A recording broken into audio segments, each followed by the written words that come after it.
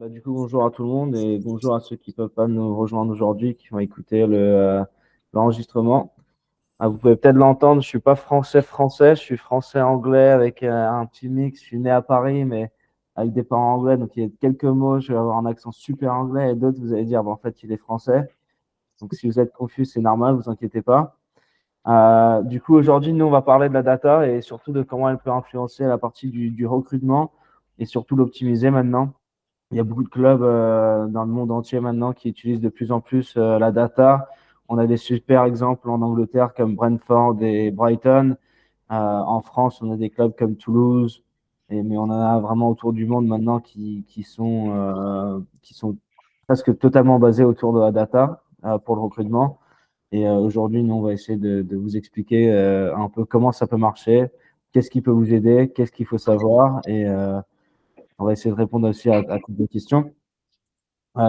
Juste pour un petit agenda, je pense que ça va durer environ 45 minutes.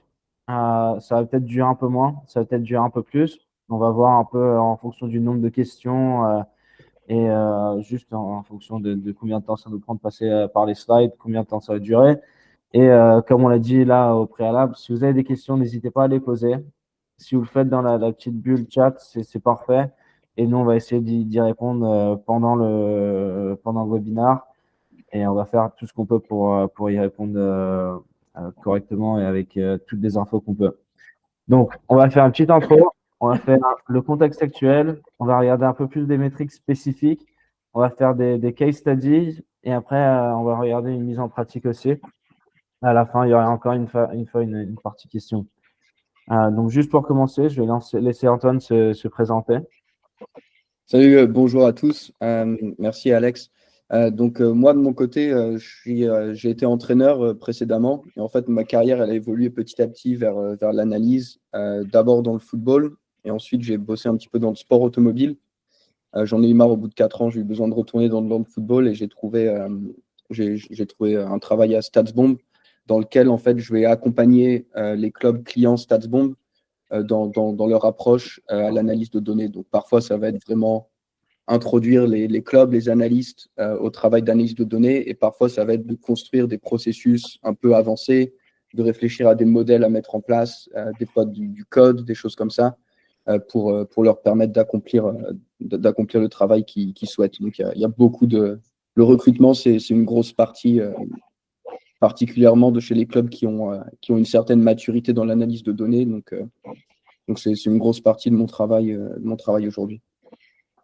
Ouais, et puis Antoine, c'est un génie avec la data. Il peut tout faire avec et ça permet en fait de faire le lien avec la connaissance foot qu'il a et la connaissance data. Et c'est souvent ça qui va manquer dans les clubs. C'est quelqu'un qui, en fait, qui a la connaissance des deux côtés. Et Antoine, il fait vraiment le pont entre le monde foot et le monde ingénieur, data. Donc, c'est vraiment top. Et pour moi, de ma part, ça faisait 6 ans que j'étais chez Stadesvent. Je l'ai dit au début, pour ceux qui n'étaient pas là, hier c'était mon dernier jour chez Stadesvent. J'ai commencé une nouvelle opportunité à partir de maintenant. Mais pendant que j'étais à Stadesvent, j'étais à la première ligne de défense. C'est moi qui ai parlé avec beaucoup des plus gros clubs dans le monde, comme le PSG, Liverpool, mais aussi plein de clubs, que ce soit des clubs comme Sochaux, que ce soit des clubs comme, je crois que c'était Tokyo quelque chose, avec qui j'ai parlé il y a quelques semaines au Japon. C'était vraiment avec des clubs sur le plan mondial. Et en fait, mon rôle, c'était de les signer, bien sûr, mais aussi d'être en relation avec eux pour pouvoir faire le suivi du développement de notre produit. Donc, comprendre ce dont eux, ils avaient besoin pour que nous, on le mette dans notre produit, pour que ce soit un produit qui réponde aux questions des clubs. Après, je fais beaucoup de talks dans des universités, notamment le DU de Montpellier. Je crois qu'il y a aussi le DU de Perpignan et dans d'autres choses pour expliquer un peu le rôle que la data peut avoir dans le foot. Et dans mon temps libre, je travaille aussi avec des joueurs professionnels dans le développement individuel, surtout focus autour de la data et pour regarder où, dans quel domaine les joueurs peuvent s'améliorer. Je vais tout d'abord, avant de passer dans le recrutement, juste parler de la data de manière générale. La data peut aider sur plusieurs plans. Donc, sur une partie, c'est leur partie championnat. Donc, si on regarde le championnat, qu'est-ce que nous, on a besoin de faire pour avoir de la réussite dans ce championnat? Donc, c'est plus des analyses long terme. Quelle tendance est-ce qu'on peut voir? Donc, j'ai appelé ça la formule promotion. Donc, si on est en Ligue 1, comment est-ce qu'on est promu pour arriver en Championship? Si on est en Ligue 2, comment on arrive en Ligue 1? Qu'est-ce qui marche? Qu'est-ce qui historiquement a été la différence entre les clubs qui sont arrivés sixième et les clubs qui sont arrivés premiers, par exemple? Et regarder, du coup, identifier les tendances, définir des attributs clés et après aussi identifier les postes cruciaux. Donc, c'est-à-dire là, on commence déjà à regarder le recrutement, c'est que on va regarder qu'est-ce qui marche dans le championnat et qu'est-ce qu'on a besoin pour y arriver dans le championnat aussi. Donc, quel poste on a besoin de recruter, quel poste on a besoin de prioriser aussi. Après, au niveau club, on a forcément la partie analyse de position, la partie d'analyse de son équipe aussi pour comprendre où est-ce qu'on est fort, où est-ce qu'on est moins fort, qu'est-ce qui marche bien, qu'est-ce qui ne marche pas. Encore une fois, le long terme, c'est ici un focus sur le recrutement aussi. Donc, si on comprend mieux son équipe, on peut mieux recruter derrière parce qu'on comprend le style de l'équipe aussi. Et du coup, quels joueurs vont bien intégrer l'équipe. Et c'est là où la data peut être très importante parce que du coup, elle est objective et c'est pas, moi je pense on joue comme ça, c'est non, par rapport aux autres équipes, voilà les points de data où on est plus fort, et voilà les points de data où on est moins fort. Et après, une dernière partie sur la partie individuelle, donc là, c'est regarder, identifier des joueurs qui vont pouvoir s'adapter dans notre contexte collectif, mais aussi pour pouvoir après recruter des joueurs, les amener dans le club et aussi créer un plan pour qu'ils progressent aussi dans le club. Donc, la plupart des clubs, ça va toujours être des clubs où les joueurs vont venir en transition. Donc, c'est-à-dire, si on est, euh, si on est Brentford, le plan, c'est pas de garder les joueurs, c'est de les revendre derrière après. Pareil, les clubs de Championship, ils vont acheter des joueurs, des jeunes joueurs, pour après les revendre en Première Ligue. Et c'est pareil partout, sauf si on est, par exemple, le Real Madrid ou Manchester City ou le PSG. Là, ça va être des clubs où on va essayer de garder nos meilleurs joueurs. Mais souvent, c'est aussi, on va trouver un joueur qui est peut-être pas au max, on va le ramener, on va le faire progresser et on va essayer de le revendre derrière. Et c'est justement là où les données ici, dans le contexte du club, peuvent vous donner une longueur d'avance sur les autres clubs dans le championnat. On a une question, Antoine, si tu veux répondre, parce que je ne peux pas l'avoir en entier. Alors, ouais, la question, c'était quelle est l'influence de l'utilisation de la data sur le futur du métier de recruteur? Je sais pas C'était si tu veux plutôt pour prendre. la fin. C'était Ouais, plutôt prévu pour la fin, ok, à bah, l'issue de toute la présentation. ouais, pas de souci, on y répond à la fin si tu veux, Romain, mais c'est une Mm. super question, donc on abordera ça, pas de problème. Ouais, parfait. Euh, aussi, juste pour vous donner un peu une idée de qu'est-ce qui existe et aussi peut-être une complexité de la data. C'est déjà pas toutes les datas sont égales ou égaux. Il y a plein de différences, il y a plein de providers et le problème maintenant, c'est difficile pour les clubs de savoir c'est quoi la meilleure data. Et en fait, ça va être en fonction du club. Il y a différentes solutions qui vont être mieux. Je suis forcément plus opté vers StatsBomb parce que ça fait 6 ans que j'ai passé là-bas. Mais il y a d'autres providers comme Impact qui sont très intéressants. Skill Corner aussi, c'est super intéressant. Et après, des entreprises aussi françaises comme Photovision, Sports Dynamics aussi qui vont être intéressantes aussi. Moi, je les divise en trois catégories. Je regarde la partie Event Data, donc qui fait des données événementielles, donc c'est-à-dire les passes, ça va être les tirs, ça va être des tacles, en fait tout ce qui se passe autour du ballon.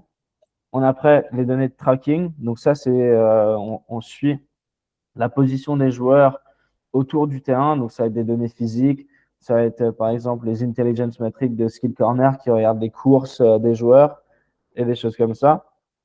Après, une dernière partie que je vais appeler les plateformes, qui en fait, eux, reposent sur les données des autres pour créer après un software analytique au-dessus.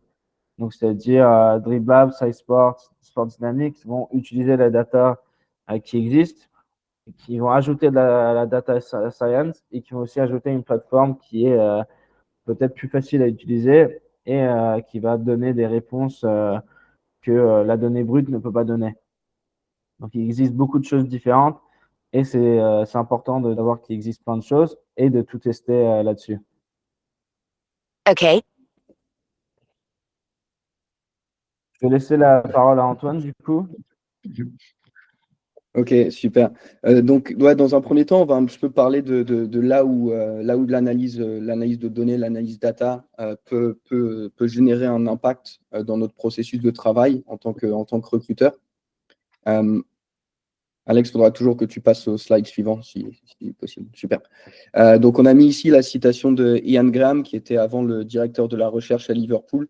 Et d'ailleurs, il a sorti un livre, il y a pas longtemps qui est vachement intéressant si vous avez envie si vous avez envie d'en savoir un peu plus, où il explique son processus de travail et la mise en application en fait de son travail d'analyse de données avec le staff, avec les analyses vidéo et comment il a réussi à un petit peu assembler toutes les pièces du puzzle à Liverpool. Et chez lui, en fait, c'est vraiment dans le recrutement qu'il estime que l'analyse de données va avoir l'impact le plus grand. Le contexte actuel va jouer un rôle assez important. Évidemment, on a pas mal de raisons pour lesquelles l'analyse de données va avoir un avantage. Le gain de temps par rapport peut-être à l'analyse vidéo qui va nous permettre, plutôt que de regarder 5 heures de match, regarder un peu les données puis se focaliser sur ce qui nous intéresse. Maintenant, on a vraiment des éléments de contexte qui viennent en plus s'ajouter à ça. En France, on a eu bien sûr la crise des droits télé récemment qui a affecté les clubs. On a aussi dans pas mal de pays, dans pas mal de championnats maintenant des régulateurs qui vont un petit peu contraindre les clubs à parfois serrer la vis niveau budget et vraiment essayer de limiter la marge d'erreur dans le recrutement. C'est compliqué pour les clubs aujourd'hui de signer des joueurs qui vont pas remplir les objectifs, qui vont pas grandir en valeur. C'est vraiment aujourd'hui quelque chose d'assez critique dans les clubs.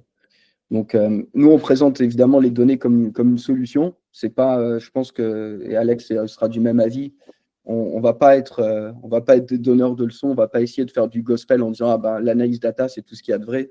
Non, c'est un outil qui va permettre dans notre processus de recrutement de gagner du temps, d'avoir une vue un peu plus objective sur notre manière de recruter et d'apporter des solutions dans notre processus de travail. Donc ici, on a un exemple avec le 1, 2 et 3, un exemple assez basique. Et en fait, l'analyse de données va venir un petit peu dans la partie 1 et la partie 3. Donc d'abord, dans la sélection initiale, si on a en tête qu'est-ce qui peut faire d'un joueur un succès ou un échec dans sa position, dans le rôle qu'on a envie de lui donner dans l'équipe, ça nous permet de filtrer par les données qui nous intéressent et tout de suite d'exclure une grande partie de joueurs qui ne nous intéressent pas. On essaiera de faire un exemple à la fin de l'appel. Et donc, dans cette sélection initiale, passer d'une liste de 1000 joueurs à une liste de 30 joueurs, ça nous fait gagner énormément de temps. Et ensuite, en fait, ce temps gagné va nous permettre ensuite, dans notre travail de recruteur, d'aller se focaliser un peu plus sur regarder la vidéo des matchs, peut-être aller voir les joueurs en personne, essayer d'enquêter un petit peu sur la personnalité du joueur. Est-ce que c'est quelqu'un qui peut venir se fondre dans le collectif qu'on a déjà? Et ensuite, une fois qu'on a un petit peu fait ce travail d'enquête, l'analyse de données va ensuite pouvoir nous permettre de prendre une décision. Une fois qu'il nous reste peut-être 2 ou 3 joueurs potentiels qui sont accessibles niveau budget, qui correspondent à nos besoins, comment est-ce qu'on va décider lequel va être le plus à même de nous rejoindre? Et c'est là, en fait, où l'analyse de données complémentaire, peut-être certaines métriques ne sont pas aussi importantes que d'autres, mais vont être des bonus, et ça peut faire la différence entre le joueur qu'on va signer et le joueur qu'on va passer. Donc, c'est un petit peu dans ce processus-là qu'on va.